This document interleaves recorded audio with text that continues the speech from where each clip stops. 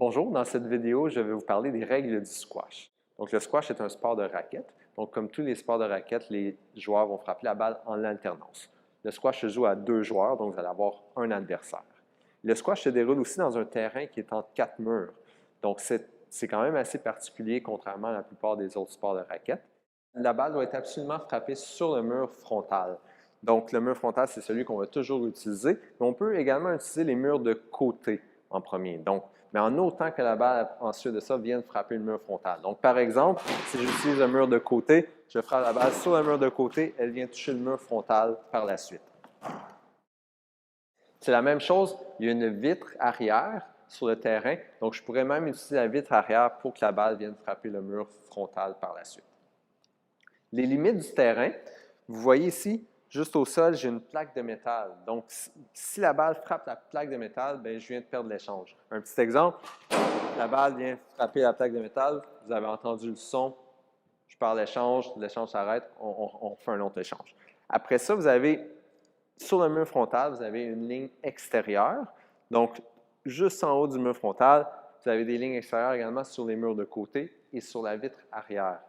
Donc, si ma balle frappe la ligne ou elle frappe en haut de ces lignes-là, la balle est out, à l'extérieur du terrain, donc je viens de perdre l'échange. Donc, un petit exemple, si la balle vient frapper en haut, c'est à l'extérieur, mais aussi si la balle frappe à l'intérieur du mur frontal, mais s'en va à l'extérieur sur une des lignes de côté, comme ça ici, c'est à l'extérieur du terrain. Donc, comment qu'on débute un échange au squash? Donc, la façon de débuter un échange, c'est de faire le service. Le service, vous avez besoin d'avoir au moins un pied dans un des 2 carrés de service. Donc, ici, j'en ai un et il y en a également un de l'autre côté. Donc, je dois avoir absolument un pied qui est complètement à l'intérieur. Si mon pied touche la ligne et l'autre est à l'extérieur, ce n'est pas bon, c'est une faute de pied. Donc, un pied complètement à l'intérieur, j'envoie la balle au-dessus de la ligne de service que vous voyez au centre du mur frontal et dans le rectangle opposé. Donc, si je serre du côté droit ici, je dois envoyer la balle derrière cette ligne-là et à la gauche de la ligne du milieu ici. Donc, un exemple de service, je mets mon pied à l'intérieur, j'envoie la balle au-dessus du mur frontal et voilà. Donc, le service est à l'intérieur. Donc, je viens de commencer l'échange. De quelle façon est-ce que je peux faire un point au squash? 3 façons. Donc, si la balle rebondit 2 fois avant que mon adversaire vienne frapper la balle, donc le maximum de bons, c'est un bon. Si elle rebondit 2 fois, je viens de faire le point. Je peux également prendre la balle directement à la volée sans qu'elle fasse de bon au sol. Deuxième façon, c'est que si mon adversaire envoie la balle à l'extérieur des limites du terrain, donc comme j'ai expliqué précédemment, si la balle s'en va en haut des lignes extérieures ou sur la plaque de métal, je viens de faire un point. Troisième façon, c'est selon les règles d'obstruction qu'on va parler dans une autre vidéo. Comment est-ce qu'on va débuter un match? Assez simple, sur la majorité des raquettes, vous avez un petit logo ici. Donc, on va demander à l'adversaire s'il veut le logo qui soit en haut ou en bas, et on va tourner la raquette ensuite. Donc, par exemple, je tourne la raquette, et là, si j'ai dit en haut, ce serait moi qui débuterais au service.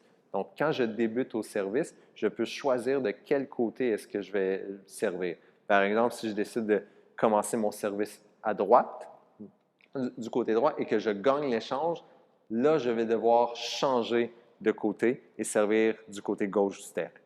Quand je remporte le service, je vais pouvoir ensuite de ça choisir de quel côté est-ce que je fais le service.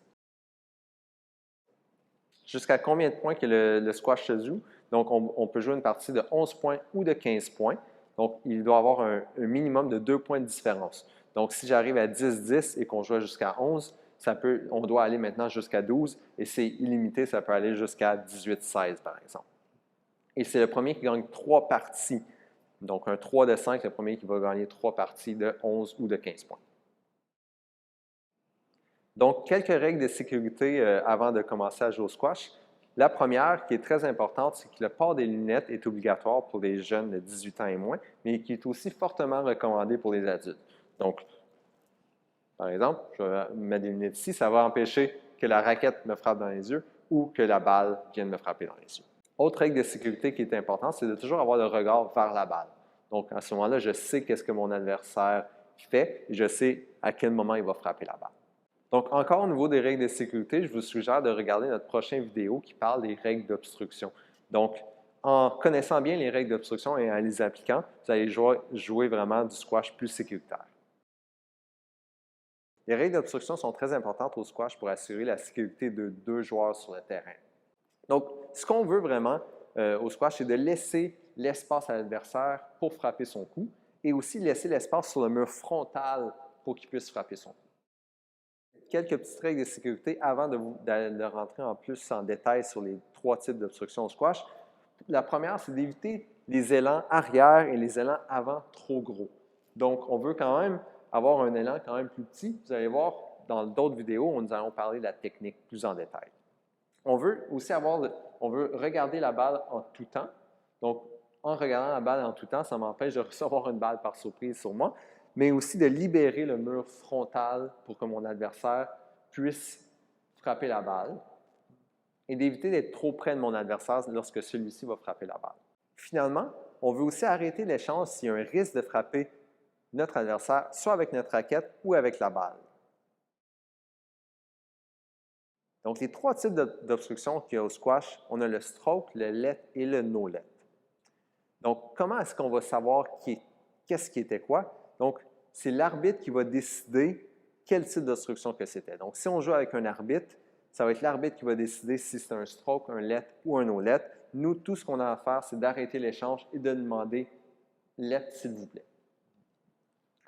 Par contre, la plupart d'entre vous, vous allez sûrement jouer au début juste avec un adversaire amicalement. Donc, à ce moment-là, c'est les deux joueurs qui vont prendre la décision quel type d'obstruction est-ce que c'était.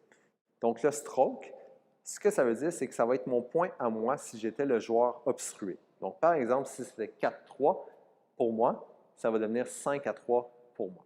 Donc, à quel moment est-ce qu'il va y avoir un stroke? C'est si mon adversaire me bloquait le mur frontal ou si mon adversaire carrément m'empêchait de frapper la balle. Donc, s'il était trop près de moi, il m'empêchait de faire un élan arrière. Donc, s'il m'empêchait de faire ça, à ce moment-là, ça va être mon point à moi. C'est la même chose si, par exemple, je n'ai pas demandé d'obstruction, mais que je frappe l'adversaire avec la balle alors qu'il me bloquait le mur frontal. Donc, ça va être aussi mon point à moi à ce moment-là. Donc, c'est tous des exemples de stroke. Le deuxième type d'obstruction, c'est le let. Le let, c'est qu'on va tout simplement recommencer l'échange. Donc, par exemple, je prends le même exemple, c'est 4-3 pour moi, je servais à droite. S'il y a un let, ça va être encore 4-3 pour moi, je vais servir du côté droit. Donc, le let va se passer quand mon adversaire m'empêche de me rendre à la balle. Donc, s'il m'empêche de me rendre à la balle, c'est que je ne suis pas directement à côté de la balle, mais j'ai encore un 3-4 pas à faire avant de me rendre à la balle. Donc, si mon adversaire m'empêche de me rendre, ça va être un let. Ou s'il me bloque un des deux murs de côté. Donc, s'il me bloque l'accès à un des deux murs de côté, je peux demander une obstruction. Et là, ça va être un let à ce moment-là. On recommence l'échange. Finalement, c'est que si je frappe mon adversaire et qu'il me bloque un des deux murs de côté, là, à ce moment-là, ça va être un let aussi.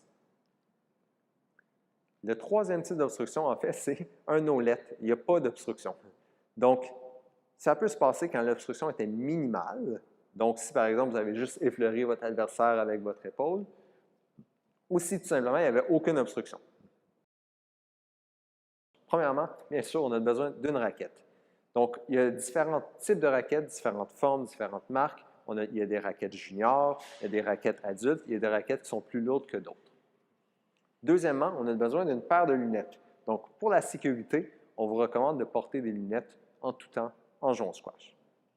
On a aussi besoin de balles. Donc, il y a plusieurs types de balles différentes. Il y a des balles qui vont rebondir un peu moins que d'autres. Donc, la balle qui est jouée communément au squash, on a la balle à 2 points jaunes, qui est la balle qui est la plus difficile pour jouer. Ce n'est pas ce qu'on vous recommande lorsque vous êtes débutant. On vous recommande plus une balle à points rouges qui va avoir un rebond plus élevé. On a également besoin de chaussures. Donc, des chaussures, il y a des chaussures qui sont spécifiques au squash. C'est des chaussures qui ne vont pas marquer le plancher, mais qui vont aussi avoir une adhérence supplémentaire sur le plancher. C'est aussi possible de jouer avec des chaussures plus multisports qui ne vont pas marquer le plancher. Par contre, à ce moment-là, vous allez avoir un peu moins de support latéral et un peu moins d'adhérence au sol. Donc, pour ma raquette, si je veux faire que la poignée soit un petit peu plus grosse, je vais rajouter un grip par-dessus. Donc, il y a deux types différents. Il y a des grips et il y a des overgrips. Donc, le grip va prendre un petit peu plus d'espace, ça va encore agrandir un peu plus ma prise de raquette, tandis que l'overgrip va être un petit peu plus petit.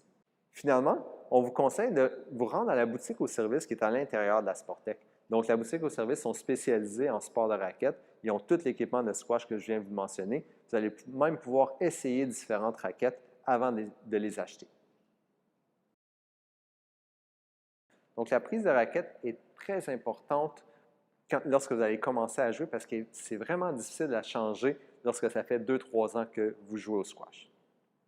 Donc, il y a 3 éléments qui sont importants dans une bonne prise de raquette. Le premier, c'est le placement de la main. Donc, je vais venir, moi personnellement, je suis gaucher, donc je vais vous montrer de ma main gauche en premier, mais je vais aussi vous montrer la main droite par la suite. Donc, mon placement de la main, c'est que je vais venir placer la paume sur la poignée de la raquette et mes doigts qui vont venir en dessous, comme vous voyez ici. Okay? Deuxième chose, c'est le placement de tous les doigts. Donc, mon index va être un peu séparé de mon majeur sur la prise de raquette. Et mon pouce et mon index vont venir former un V ici. Comment est-ce qu'on sait si ma main est bien placée sur ma raquette?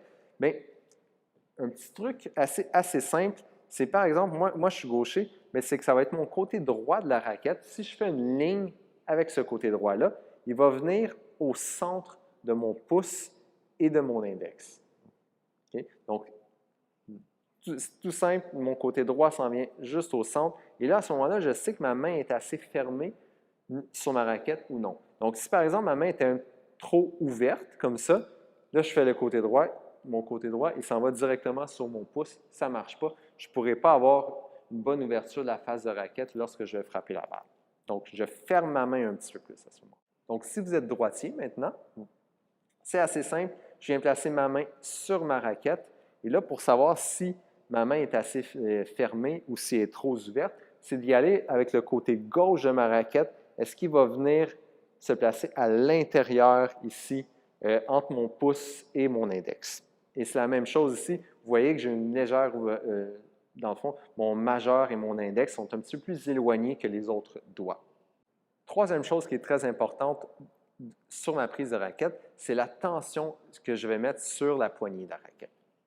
Donc, un petit exemple que je peux vous donner, la tension idéale sur votre prise de raquette, c'est comme si vous tiendriez un petit oiseau que vous ne voulez pas qu'il s'envole, mais vous ne voulez pas non plus l'écraser. Souvent, on voit des joueurs qui vont débuter au squash qui vont tenir la raquette trop serrée. Donc, c'est vraiment pas ça qu'on veut. On veut vraiment tenir la raquette, comme je disais, comme si je tiendrais un petit oiseau pour pas qu'il s'envole. Et le seul temps où que je vais avoir une prise de raquette un petit peu plus serrée, c'est lorsque je vais venir faire contact avec la balle. Donc, la position d'attente, c'est lorsque vous êtes en attente du retour de la balle par l'adversaire. Donc, le meilleur endroit pour être sur le terrain à ce moment-là, c'est être au T. Donc, c'est votre meilleur ami, le T, parce que vous voulez passer le plus de temps possible là. Vous allez avoir moins besoin de courir. Donc, le T se forme entre ces deux lignes juste ici. Lorsque je suis positionné au T, en attente du retour de l'adversaire, je vais vraiment avoir accès à toutes les balles, peu importe que la balle soit plus devant ou un peu plus derrière. Donc, la façon idéale d'être dans ma position d'attente, c'est d'avoir les genoux pliés. Donc, en ayant les genoux pliés, je suis un petit peu plus stable. Mon poids est balancé sur mes pieds et mon regard est vraiment vers la balle. Donc, mon regard, si par exemple la balle est en avant à droite, mon regard va être en avant à droite. Et si la balle est derrière à droite, mon regard va être vers la balle.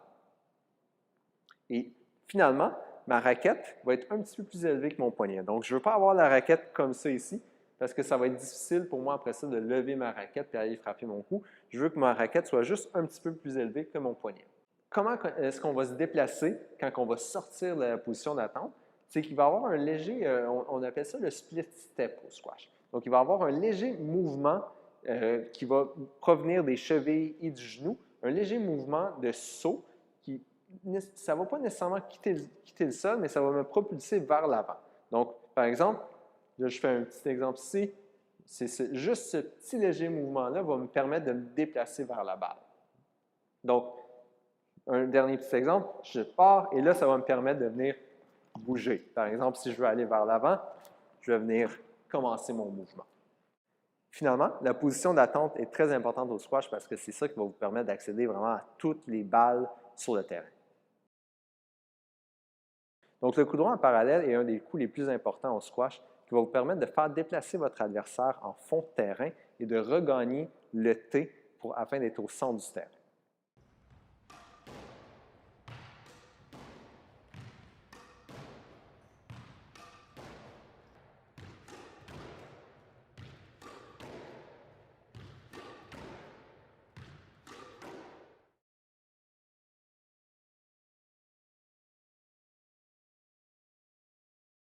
Donc, il y a 4 étapes pour avoir un bon coup droit au squash. Donc, premièrement, il y a la préparation. Donc, la position de mes pieds, je veux avoir mes pieds en position de demi-lunge. Donc, idéalement, j'aurais mon pied qui est le plus près du mur frontal, qui est devant.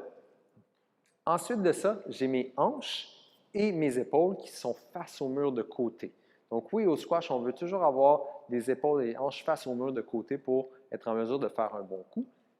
Ensuite, j'ai mon coude qui est légèrement plié, mon poignet en extension et la raquette qui va être environ à 45 degrés.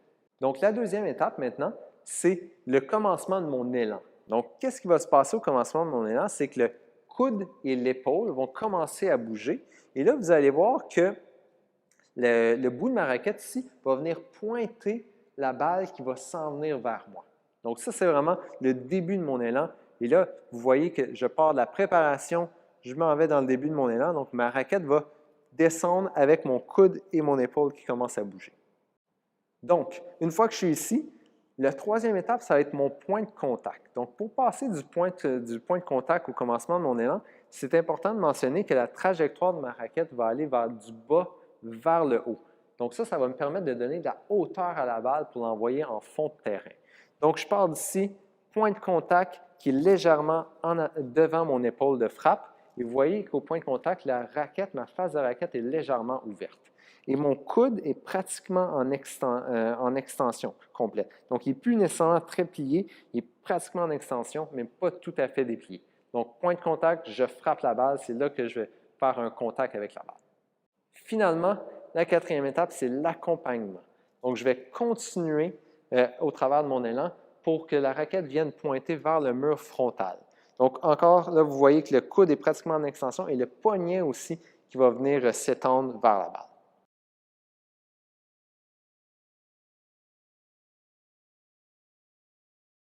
C'est aussi possible de faire un coup droit en croisé. Petite différence du côté technique, c'est mon point de contact va être un petit peu plus devant moi. Donc, à la place de frapper juste devant mon épaule, ça va être un petit peu devant mes hanches. Et mon accompagnement va venir avec la balle, la raquette va venir pointer vers la balle qui s'en va en croisé. On peut aussi frapper la balle directement sans que la balle fasse un bond au sol. On appelle ça une volée. La volée, c'est possible de faire en parallèle ou en croisé. La volée, la grande différence, c'est que mon élan va être plus court. Donc, tout va être plus rapproché. Donc, si je commence ma préparation ici, action au contact, je commence mon élan, point de contact et l'accompagnement, tout va être un petit peu plus rapproché. Le revers en parallèle est super important pour faire bouger mon adversaire dans les coins du terrain et être en mesure de regagner le T.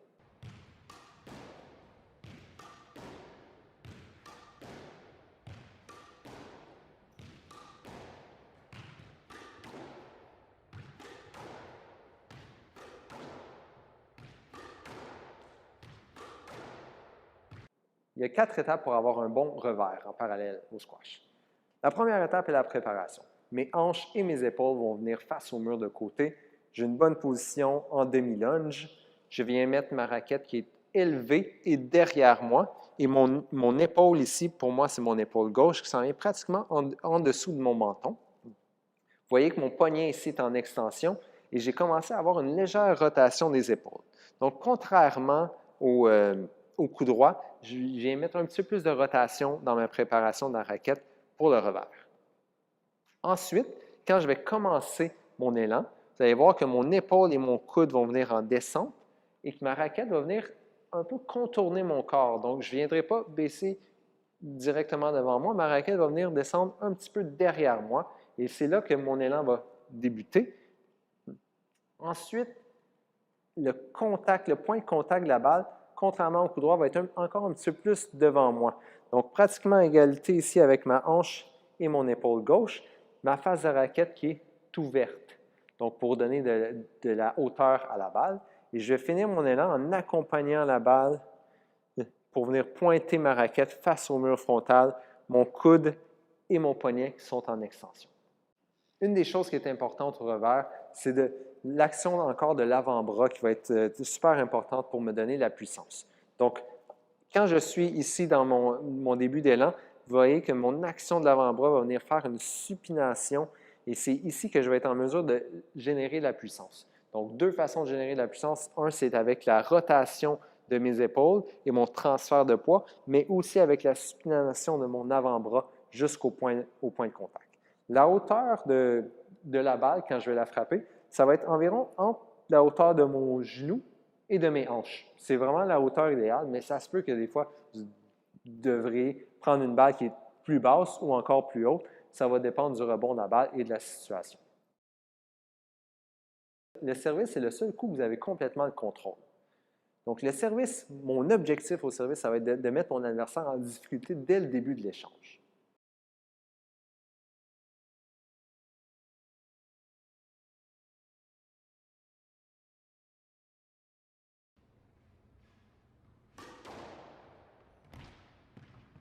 Donc, il y a 4 étapes pour faire un bon service au squash. Étant gaucher, le service que je vous montre en ce moment, pour les gauchers, c'est du côté droit. Pour les droitiers, ça va être du côté gauche. Donc, la première étape est la préparation. Je vais avoir mon pied arrière qui est à l'intérieur de la boîte de service et mon pied avant qui va être légèrement en avant de la boîte de service, mais aussi en angle vers ma cible. Ensuite, je viens placer la raquette derrière moi, derrière mes hanches, qui est légèrement ouverte avec mon poignet ici qui est toujours en extension. Donc, ça, c'est ma préparation. Je commence mon élan, mon coude commence à descendre ici, comme sur le coup droit. Ensuite, mon point de contact va être ici et l'accompagnement. Une des choses qui est importante au service, c'est qu'on va faire un lancer de la balle. Donc, pour le lancer de la balle, je veux que ma main soit ouverte, ma paume de main vers le haut. Je veux lancer la balle légèrement, peut-être environ un 6 pouces environ vers le haut, juste comme ça ici, et devant moi. Je ne veux pas la lancer derrière, mais plutôt devant moi pour que je puisse faire un bon contact avec la balle. Une des choses qui est importante à ne pas oublier au service, c'est d'avoir une trajectoire de la raquette de bas en haut. Donc, après avoir commencé ma préparation, lorsque je descends ma raquette, l'important, c'est vraiment d'y aller de bas en haut ici pour venir donner de la hauteur à la balle, tout en déplaçant mon poids vers l'avant et mes épaules qui vont finir en rotation avec ma raquette qui accompagne vers le mur frontal. Quelques petites différences lorsque je vais servir de l'autre côté. En ce moment, moi, je suis gaucher, je sers du côté gauche. Pour les droitiers, ça va être de l'autre côté ce service-là, donc du côté droit. La grande différence, c'est que je vais faire directement face au mur de côté le plus près de moi lorsque je servis de l'autre côté. Mais sinon, ça va être le même élan. Je vais commencer ma préparation, je descends ici, ma trajectoire de raquette est de bas en haut et ma raquette s'en vient pointer vers le mur frontal.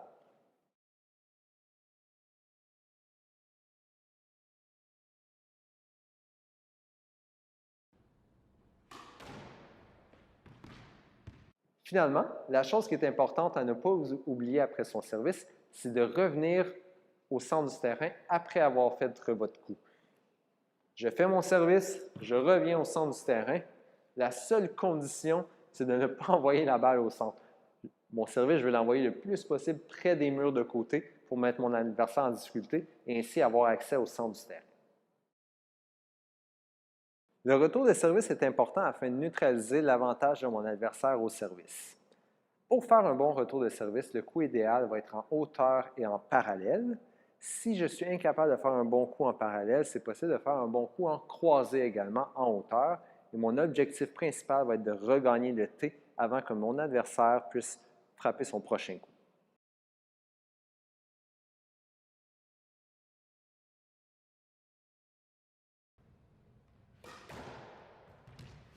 La position idéale pour recevoir le service, Vous voyez le coin ici des lignes de la boîte de service. Je vais me placer juste un petit peu derrière, donc environ en diagonale, une longueur de tête de raquette en diagonale de ce coin-là. Donc, c'est ma position et je vais être en train de regarder mon adversaire au service.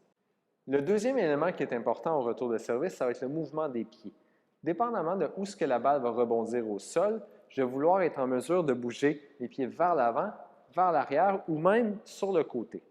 Donc, l'adversaire, s'il fait un retour de service qui vient frapper le mur de côté, je vais pouvoir bouger mes pieds de côté et après ça, revenir faire un pas pour faire le retour de service.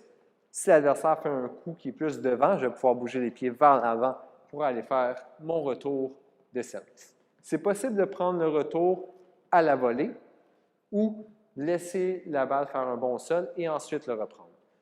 La volée va nous permettre d'éviter que la balle vienne complètement derrière. Et là, si la balle vient complètement derrière, ça se peut que j'ai la vitre arrière qui va être dans mon chemin, qui va me rendre mon retour de service encore plus difficile. Une des choses qu'on oublie souvent au début, c'est de s'échauffer musculairement. Donc, c'est important avant de rentrer sur le terrain, d'échauffer notre bas du corps ainsi que notre haut du corps. Quand on va commencer un match, il y a un échauffement de la balle de 4 minutes. Pourquoi un échauffement de la balle? C'est que la balle a 2 points jaunes. On a besoin de l'échauffer, qu'elle soit un petit peu plus chaude, parce que sinon, elle ne va pas rebondir. Donc, cette balle-là, elle a besoin d'être échauffée 4-5 minutes avant qu'elle rebondisse bien. Donc, au début d'un match, il y a un échauffement de 2 minutes de chaque côté. Donc, on réchauffe la balle 2 minutes, on change de côté avec l'adversaire, et là, on va s'échauffer 2 minutes encore. Dans cet échauffement de 2 minutes de chaque côté, je vous conseille de frapper 2 à 3 coups de votre côté avant de renvoyer la balle de l'autre côté.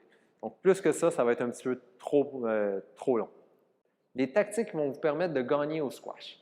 La première tactique, c'est d'avoir le contrôle du T.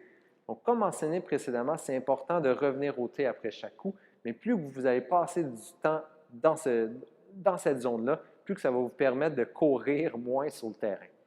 Comment est-ce que je fais pour que mon adversaire ne passe le moins de temps possible au T? C'est que j'envoie la balle le long des murs de côté, surtout en parallèle, mais aussi derrière. Donc, en envoyant la balle derrière, ce qui va arriver, c'est que l'adversaire va avoir la vitre arrière et le mur de côté dans le chemin. Donc, je veux l'envoyer dans les coins arrière avant de penser d'être en mesure de l'envoyer devant. Une autre chose qui est vraiment importante, c'est d'éviter les erreurs. En évitant les erreurs, ça va permettre d'avoir des échanges plus longs, de fatiguer mon adversaire, mais aussi c'est que ça va forcer votre adversaire à lui faire des erreurs. Donc, c'est important d'avoir un bon mouvement au squash afin d'être efficace sur le terrain et d'être le plus rapide possible pour se rendre à la balle. On connaît maintenant la position d'attente. La position d'attente, comme mentionné précédemment, vous avez les genoux déjà un peu pliés.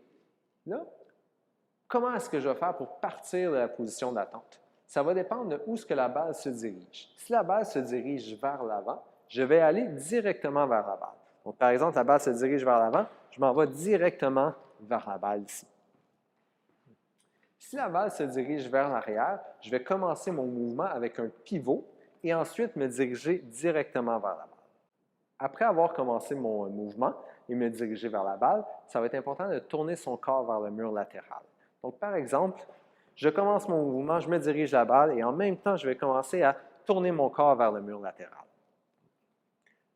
Une autre chose qui est importante dans mon mouvement, c'est la relation entre mon dernier pas et la frappe. Juste avant de frapper, je vais faire un dernier pas qui va me permettre de donner du momentum afin d'avoir un bon contact avec la balle. Par exemple, j'arrive ici, je fais mon dernier pas, je commence mon élan tout de suite après afin d'être en mesure de générer la puissance sur ce coup-là. Ensuite, comment est-ce que je vais faire pour revenir au T? Après avoir frappé la balle, je veux revenir au T rapidement afin d'être fin et prêt pour le prochain coup de mon adversaire. Donc, la façon de revenir au T, c'est que vous allez voir que ma jambe arrière ici, tout de suite après avoir fait contact avec la balle, ma jambe arrière va venir glisser comme ça ici, qui va me permettre d'être plus stable pour pousser et de revenir au T. Donc, quand je suis allé devant, je suis revenu au T de reculons, tout en gardant les yeux sur la balle en tout temps. Donc, si j'envoyais la balle du côté droit, par exemple, donc j'arrive ici, je frappe la balle, mon pied glisse, je reviens, je l'ai envoyé du côté droit, donc mon regard se tourne, mais je reviens quand même de reculons. Par exemple, si j'étais à l'arrière. Donc, si j'avais fait la même chose à l'arrière, je m'en viens ici, je frappe la balle, mon pied il vient en glissant, je reviens au T, mais là, mes épaules s'en viennent tout de suite vers le mur frontal, mais tout en gardant les yeux sur la balle. Donc, pour conclure sur le terrain de squash, vous ne voulez jamais rester trop statique. Vous voulez toujours être prêt à réagir au coup de l'adversaire, mais aussi, ça se peut que la balle vous cause des petites surprises, surtout au début quand vous allez commencer, juste à apprendre la relation entre le bond de la balle sur les murs de côté. Donc, c'est important de toujours rester un petit peu aux aguets, d'être en mesure de bouger, de faire un dernier petit mouvement juste avant de frapper la balle. Donc, les 5 exercices que je vais vous montrer sont en solo. Donc, vous allez être seul sur le terrain pour les réaliser. Mon premier exercice, c'est d'utiliser la boîte de service comme cible pour pouvoir envoyer des balles au coup droit.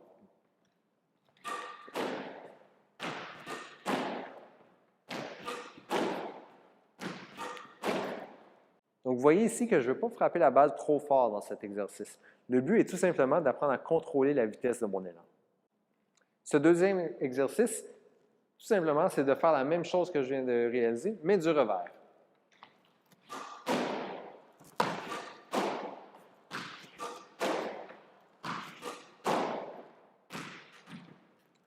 Ne vous en faites pas si au début vous avez de la difficulté à atteindre la boîte de service ou si c'est plus difficile pour vous d'être constant. Le but, c'est vraiment justement d'aller chercher cette constance-là dans la vitesse de votre élan. Des petits défis que vous pouvez vous donner, c'est de dire « je vais frapper 10 coups consécutifs dans la boîte » ou jusqu'à même à 20 ou à 30 coups si vous êtes en mesure de le faire. Mon troisième exercice va vous permettre de pratiquer la volée. Je vais me placer à la mi-chemin entre le mur frontal et les boîtes de service et frapper des volées à répétition.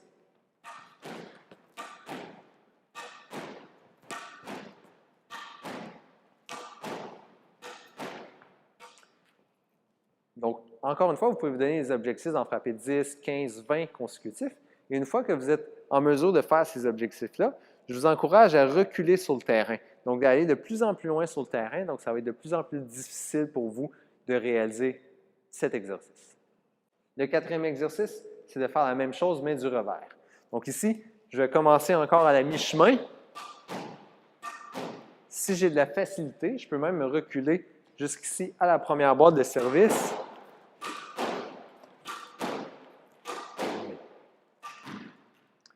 Ces exercices-là vont vous permettre vraiment d'être en mesure de contrôler vos coups à la volée. Donc, la volée, l'objectif, ce n'est pas nécessairement d'envoyer la balle en puissance, mais c'est d'être en mesure de contrôler la direction de la balle.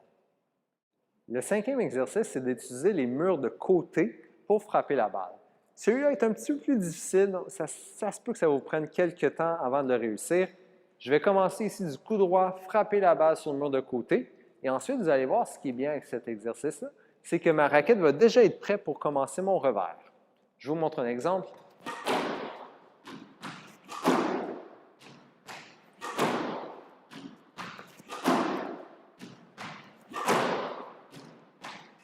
Donc, vous avez vu que ma raquette est déjà prête. Mon regard changeait pour regarder la balle et également le mouvement de mes pieds.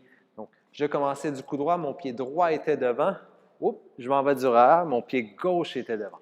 Pour les droitiers, ça serait le contraire à ce moment-là. Donc, du coup droit, mon pied gauche est devant et du revers, mon pied droit